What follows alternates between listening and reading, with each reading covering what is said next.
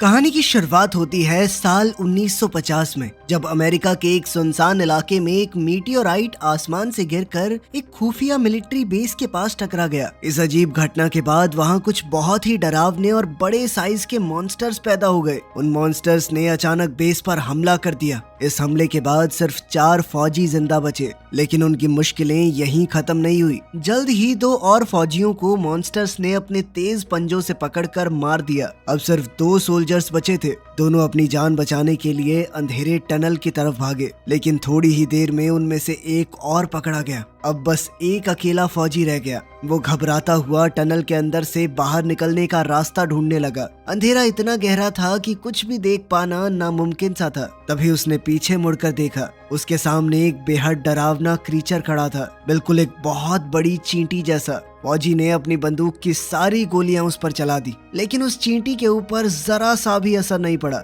आखिर में वो भी उसी क्रीचर का शिकार बन गया। तब से आज तक उस जगह को किसी ने नहीं छेड़ा। अब आज की आधुनिक दुनिया में हम 2 दोस्तों को देखते हैं जो अपने पिकअप ट्रक में उसी रेगिस्तान के रास्ते से जा रहे थे। चलते चलते उनकी गाड़ी पहाड़ों के पास जाकर रुक गई। उनमें से एक दोस्त बोला कि मुझे जमीन पर कुछ अलग सा मिला है। दोनों नीचे उतरकर देखने लगे। जमीन पर कई गोलियों के खोखे पड़े हुए थे। उन्हें लगा कि शायद यहाँ कभी लड़ाई हुई होगी। फिर जब उन्होंने ध्यान से देखा तो जमीन पर एक इंसान का कटा हुआ हाथ पड़ा था। ये देखते ही दोनों डर गए, लेकिन इससे पहले कि वो कुछ कर पाते, अचानक एक बहुत बड़ा चींटी जैसा मॉन्स्टर उन पर झपटा। हर तरफ खून फैल गया। एक दोस्त डर कर वापस ट्रक की तरफ भागा, लेकिन वो मॉन्स्टर उससे ज्यादा तेज था। उसने कुछ ही पलों में उसे भी पकड़ लिया।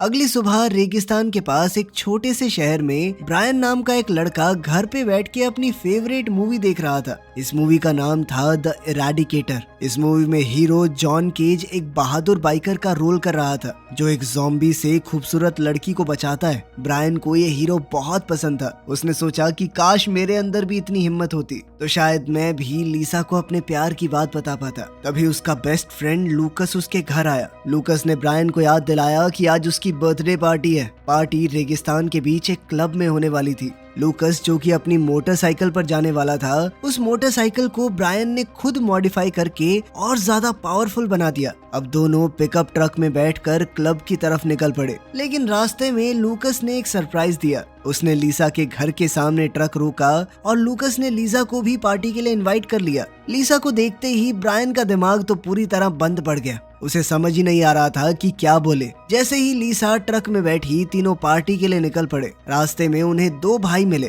टिम और क्रेग। दोनों अपनी बाइक्स पर तेज स्पीड से स्टंट करते हुए चल रहे थे। लूकस को उनका एटीट्यूड कुछ खास पसंद नहीं आया। उसने तुरंत ब्रायन से कहा कि ट्रक को चलाते रहना। फिर लूकस ट्रक के पिछले हिस्से पर चढ़ गया। चलते ट्रक से ही लूकस अपनी बाइक पर चढ़ा और तेज स्पीड में उन दोनों भाइयों से आगे निकल गया। वो रेत के टीलों पर ऐसे जंप कर रहे थे जैसे कोई रेस चल रही हो। आखिर में सभी लोग क्लब तक पहुंच गए। लूकस ने उन दोनों को पीछे छोड़ दिया था, लेकिन इस पर टिम और क्रेग कहने लगे कि तुमने चीटिंग की है, तुम्हारी बाइक मॉडिफाइड है। पर लूकस उनकी बातों से डरा नहीं। उसने तुरंत ही उन्हें दोबारा रेस के लिए चैलेंज कर दिया। तब ब्रायन ने अपने दोस्त को समझाया कि लड़ाई वड़ाई छोड़ भाई, पार्टी एंजॉय कर। पार्टी में लीजा अपनी फ्रेंड्स के साथ बात कर रही थी तो लूकस ने ब्रायन से कहा कि जाके करना बात उससे। ब्रायन ने थोड़ी हिम्मत जुटाई, लेकिन तभी क्रेग उससे पहले ही लीसा के पास पहुंच गया। ये देखकर बेचारे ब्रायन का दिल टूट गया।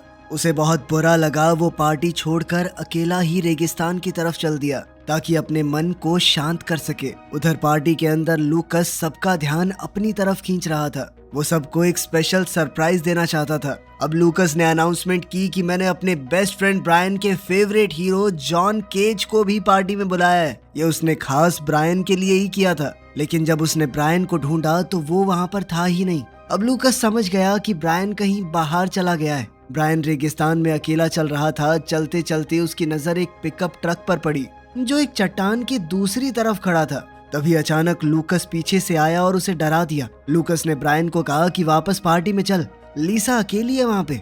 लेकिन ब्रायन ने मना कर दिया। उसने कहा कि मैं लीसा के लायक ही नहीं हूँ, बात तो कर नहीं पाता उससे, शायद उसे भूल जाना ही सही होगा। लूकस ने उसे समझाया कि बहाने बनाना बंद कर भाई, तभी उसकी नजर पहाड़ी के नीचे एक गुफा के दरवाजे पर पड़ी। अंदर क्या है ये देखने के लिए लूकस ने तुरंत वहां जाने का फैसला कर लिया। ब्रायन ने मना किया और बोला कि आइडिया ठीक नहीं है, लेकिन लूकस रुका नहीं। दोनों गुफा के अंदर गए और दूसरी तरफ पहुंचकर उन्हें एक पुराना मिलिट्री बेस मिला जो काफी समय से बंद लग रहा था।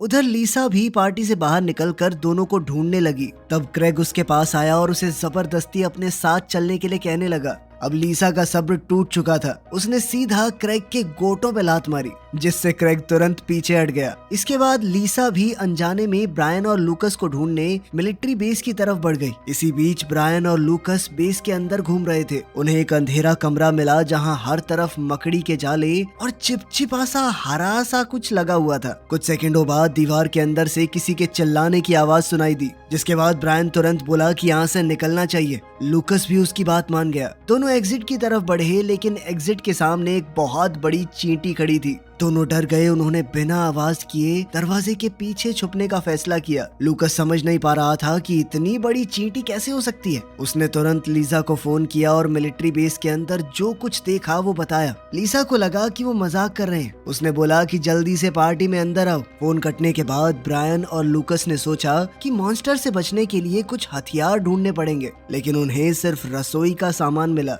मजबूरी में उन्होंने बर्तन और कड़छियां उठाई। जैसे ही वो हॉलवे क्रॉस कर रहे थे, लूकस से गलती से एक बर्तन वाला रैक जमीन पर गिर गया। आवाज सुनते ही वो बड़ी चींटी उनकी तरफ दौड़ी। दोनों ने तुरंत बचकर कैफेटेरिया की तरफ भागना शुरू कर दिया। वो मॉन्स्टर चींटी सीधा लूकस की तरफ बढ़ रही थी। तब ब्रायन ने अचानक कुर्सी और ट्रे आपस में बजाकर आवाज कर दी ताकि मॉन्स्टर का ध्यान उसकी तरफ आ जाए। अगले ही सेकंड मॉन्स्टर ने ब्रायन के पैर पकड़ लिए और उसे घसीटकर दूसरे कमरे की तरफ ले गया। लूकस ने अपने दोस्त को बचाने की कोशिश की, लेकिन वो अकेला क्या ही कर पाता। मॉन्स्टर ने उसे भी पकड़ लिया। अब दोनों उसके शिकार बनने वाले थे। तभी अचानक लीसा पीछे से वहां पहुंच गई। उसके हाथ में कुल्हाड़ी थी। उसने बिना डरे मॉन्स्टर पर बार बार हमला किया और आखिरकार उस बड़ी चींटी को मार दिया। लीसा ने बताया कि जब तुम लोग वापस नहीं आए तो मुझे लगा कि कहीं फोन पे सच तो नहीं बोल रहे थे। मैं तो बस चेक करने आई थी। लेकिन लूकस और ब्रायन दोनों उसे देखकर बहुत खुश थे। उसने उन दोनों की जान बचाई थी।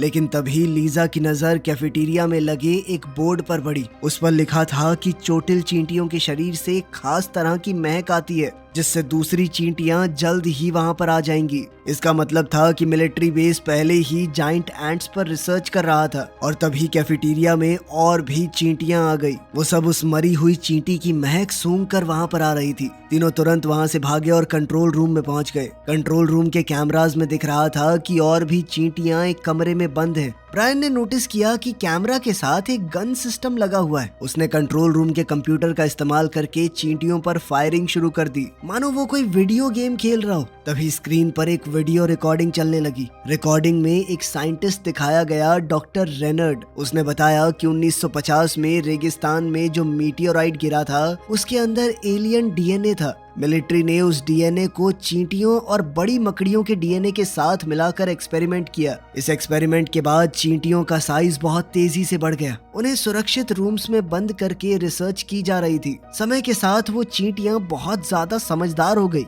एक दिन चींटियों की रानी बड़ी चालाकी दिखाकर भाग गई। थोड़ी ही देर में उसने कई अंडे दिए, लेकिन चींटियों को अपने अंडे डेवलप करने के लिए एथेनॉल की जरूरत पड़ती है। रेगिस्तान में उन्हें एथेनॉल नहीं मिला, इसीलिए एंट्स बेस के अंदर ही रुक गई। लेकिन अगर वो रेगिस्तान से बाहर निकल गई तो पूरी दुनिया के लिए खतरा बन सकती हैं। रिकॉर्डिंग खत्म होने के बाद लूकस बोला कि अब टेंशन की बात नहीं है, क्योंकि एथेनॉल के बिना चींटियां और अंडे नहीं बना सकती। लेकिन लीसा ने तुरंत एक इम्पोर्टेंट बात समझी। पार्टी के लिए वो लोग यहाँ पर जो शराब लाए हैं उसके अंदर तो एथेनॉल होता है। अगर वो चींटियां क्लब तक पहुंच गई तो पूरा रेगिस्तान इन बड़ी चींटियों से भर जाएगा। ब्रायन ने तुरंत फैसला किया कि उन्हें क्लब वापस जाकर सबको बताना होगा। उधर क्लब में पार्टी अब भी चल रही थी। एक लड़का स्प्रे बॉटल से ड्रिंक्स उड़ा रहा था। तभी एक और लड़का थोड़ी और शराब लेने गया। वहाँ उसने देखा कि एक बड़ी सी चींटी पूरा का पूरा बैरल ही पी रही है। वो डर के मारे चिल्लाया और भागने लगा, लेकिन चींटी ने वो बैरल उसके सर पर फेंका और वो बेहोश हो गया। इसके बाद मॉन्स्टर सीधा पार्टी के अंदर घुस गया। उसने एक लड़की पर चिपचिपा पदार्थ फेंका, जिससे उस लड़की का चेहरा पिघलने लगा। सब लोग डर के मारे चिल्लाने लगे। चींटी ने भी आवाज करके अपने और साथियों को बुला लिया। अब चींटियां शराब छीनने लगी ताकि वो अपनी पॉपुलेशन बढ़ा सके। साथ ही वो लोगों के ऊपर हमला करने लगी। कुछ ही सेकंडों में पूरा क्लब चींटियों से भर गया। लोग अपनी जान बचाकर भागने लगे, लेकिन चींटियों ने बहुत सारे लोगों को पकड़ लिया। शुरुआत में जो दो भाई देखे थे वो भी अपनी मोटरसाइकिल्स लेकर भागने लगे, लेकिन ये चींटियां उनसे बहुत तेज थी और उन्होंने क्रैक को पकड़ लिया। हमले के कुछ ही मिनटों बाद ब्रायन, लूकस और लीसा वापस क्लब में पहुंच गए। जब तीनों वहां पहुंचे तो जगह पूरी तरह सुनसान मिली। चारों तरफ सिर्फ खून के निशान पड़े थे। तब उन्हें समझ आया कि बात उनकी सोच से काफी खतरनाक हो चुकी है। इसीलिए तीनों ने फैसला किया कि शहर लौटकर पुलिस को मदद के लिए बुलाएंगे। लेकिन जैसे ही वो वहां से निकलने लगे, अचानक एक बहुत बड़ी चींटी ट्रक पर कूद पड़ी और उनके ऊपर हमला करने लगी। तीनों तुरंत गाड़ी से बाहर निकले और पास पड़ी दो मोटरसाइकिल्स उठा ली। लूकस आगे चलता रहा, जबकि ब्रायन और लीसा उसके पीछे निकल पड़े। चींटियां लगातार उनका पीछा कर रही थी, इसलिए दोनों ने फैसला किया कि बाइक्स को अलग अलग रास्तों पर ले जाएंगे। ब्रायन तेज रफ्तार से पहाड़ी के सबसे ऊपर वाले हिस्से तक पहुंच गया। वहां उसने आगे एक बहुत बड़ी खाई देखी। बिना सोचे समझे उसने मोटरसाइकिल तेज की और दूसरी तरफ कूदने की कोशिश की, लेकिन लीसा ने तुरंत ब्रेक लगा दिए क्योंकि उसे पता था कि वो उस तरफ नहीं पहुंच पाते। उसने गुस्से में पूछा कि इतना खतरनाक स्टंट करने की क्या जरूरत थी तुम्हें? ब्रायन ने जवाब दिया कि मैं लूकस की तरह बनने की कोशिश कर रहा था। वो हमेशा सोचता था कि लीसा लूकस को पसंद करती है। इस पर लीसा ने कहा कि तू पागल है क्या? भाई जैसा है वो मेरे। मैं हमेशा तुम्हें ही पसंद करती थी। वेट करती रहती हूँ कि कभी सामने से बोलोगे अपने मन की बात। तुम्हारे चक्कर में तो इस पार्टी में आई हूँ, वरना मुझे कोई शौक नहीं है इस सब का। ये सुनकर ब्रायन हैरान रह गया, लेकिन उसके कुछ बोलने से पहले ही एक बहुत बड़ी चींटी अचानक सामने आई और लीसा को पकड़कर रेगिस्तान की तरफ घसीट कर ले गई। ब्रायन उसे बचाने की कोशिश करता रहा, पर चींटी उसे लेकर गायब हो गई। ये देखकर ब्रायन बिल्कुल टूट गया। थोड़ी देर बाद लूकस वहाँ पहुँच गया। ब्रायन ने उसे सब कुछ बताया और लीसा को बचाने में मदद मांगी। दोनों तुरंत उस रास्ते पर चल पड़े जहाँ ब्रायन ने आखिरी बार चींटी को देखा था। थोड़ा आगे चलकर उन्हें गुफा मिली। गुफा के अंदर घुसते ही उन्होंने देखा कि ये जगह उस चिपचिपी हरी चीज से भरी पड़ी है और हर तरफ अंडे हरी रोशनी छोड़ रहे थे। अब जब चींटियों को एथेनॉल मिल गया था तो अंडे फूटने वाले हैं और जल्द ही और ज्यादा बड़ी चींटियां पैदा हो जाएंगी। इस बीच ब्रायन ने देखा कि पार्टी के कई लोग जिंदा हैं, लेकिन एक अजीब से चिपचिपे जाल में फंसे हुए हैं। उनमें लीसा भी थी। ब्रायन ने उसे छुड़ाने की कोशिश की, लेकिन तभी एक बहुत बड़ी चींटी उन पर हमला करने आगे बढ़ी। अचानक बंदूक की जोर से आवाज हुई और चींटियां गिर पड़ी। ये गोलियां डॉक्टर रेनर्ड ने चलाई थी, जो वहां पहुंच गया है। रास्ता साफ होते ही ब्रायन फिर से लीसा को बचाने लगा, लेकिन वो चिपचिपा सा जाल बहुत ज्यादा मजबूत है और पूरी तरह दीवार से चिपका हुआ है। अब डॉक्टर ने कहा कि वक्त बहुत कम है और जल्दी से बाहर निकलना होगा उन्हें। मजबूरी में ब्रायन डॉक्टर के साथ बाहर निकल गया, लेकिन उसने लीसा से वादा किया कि वो वापस आएगा।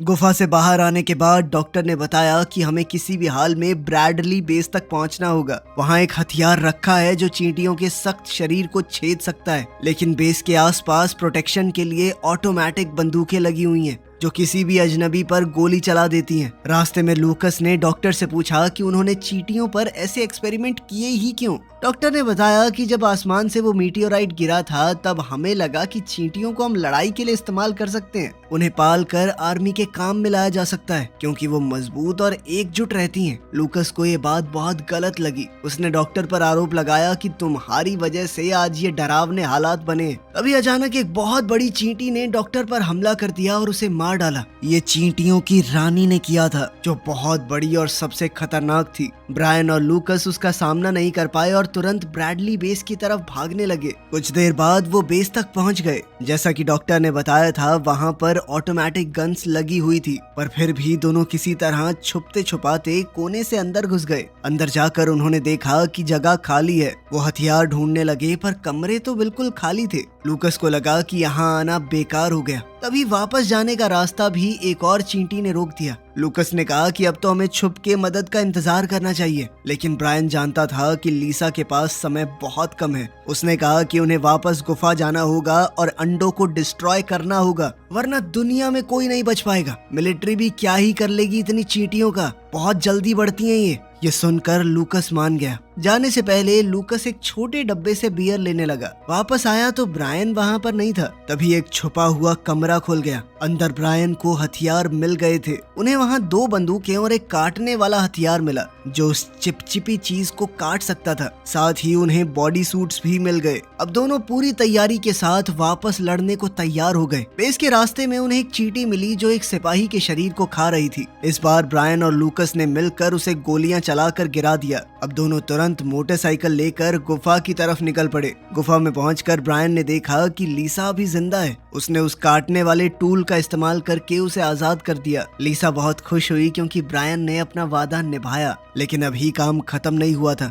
अब उन तीनों को मिलकर अंडों को नष्ट करना होगा और रानी को भी तो मारना है। बिना रानी को मारे वो कभी भी चींटियों को खत्म नहीं कर पाएंगे। लीसा ने ब्रायन और लूकस को बताया कि रानी कहाँ पर छुपी है। ब्रायन ने अपनी बंदूक तैयार की और सीधा उस डरावनी रानी चींटी को लड़ाई के लिए ललकारा। गुफा के अंदर एक गहरे सुराख से रानी बाहर निकली और सीधा ब्रायन पर झपटी। ब्रायन ने तुरंत गोली चलाई। गोली लगी लेकिन रानी रुकी नहीं, उतनी ही तेज आगे बढ़ी और उसके साथ और चींटियां भी आ गई। सब कुछ बद से बदतर हो रहा था और ब्रायन की बंदूक भी अचानक से बंद हो गई। अब ब्रायन और लीसा के पास सिर्फ एक ही रास्ता बचा था, मोटरसाइकिल पर भागना और चींटियों को अपने पीछे लगाकर दूर ले जाना। उधर लूकस गुफा में छुपकर लोगों को आजाद करने लगा। ब्रायन और लीसा तेज रफ्तार से सड़क पर निकल पड़े। उनके पीछे दर्जनों गुस्से से भरी हुई चींटियां लगी हुई थी। इतनी खतरनाक सिचुएशन में ब्रायन के दिमाग में एक प्लान आया। उसने मोटरसाइकिल को सीधा ब्रैडली बेस की तरफ मोड़ दिया। रास्ता खतरनाक था, फिर भी दोनों हिम्मत करके आगे बढ़े और बिना उस ऑटोमेटिक गन की नजर में आए उस इलाके को पार कर गए। लेकिन चींटियां उनके मुकाबले बहुत बड़ी थी। उस ऑटोमेटिक सिक्योरिटी सिस्टम ने उन्हें आसानी से पहचान लिया और एक के बाद एक तेज गोलियों ने पूरे झुंड को ही खत्म कर दिया। लीसा ब्रायन की सोच से बहुत इम्प्रेस हुई। दोनों को लगा कि अब तो खतरा खत्म हो गया, पर तभी पहाड़ की चोटी से रानी दोबारा सामने आई और उनके ऊपर झपट पड़ी। दोनों को दोबारा से रेगिस्तान में भागना पड़ा। उधर गुफा के अंदर लूकस ने सभी लोगों को आजाद कर दिया था। उसने अपने दोस्त से बियर स्प्रे करने वाला टूल लिया जिसमें अभी भी इतना एथेनॉल बचा था कि पूरी गुफा में आग लग सके। अंडे फूटने वाले थे, इसीलिए उन्हें जल्दी करना होगा। सबको आजाद करने के बाद लूकस ने पूरी गुफा में वो बियर छिड़क दी और अब वो आग लगाने के लिए जैसे ही तैयार हुआ उसे किसी बच गए आदमी की आवाज सुनाई दी। उसने पास जाकर देखा तो पता चला कि टिम जिंदा है। लूकस ने तुरंत उसे बाहर निकालने में मदद की।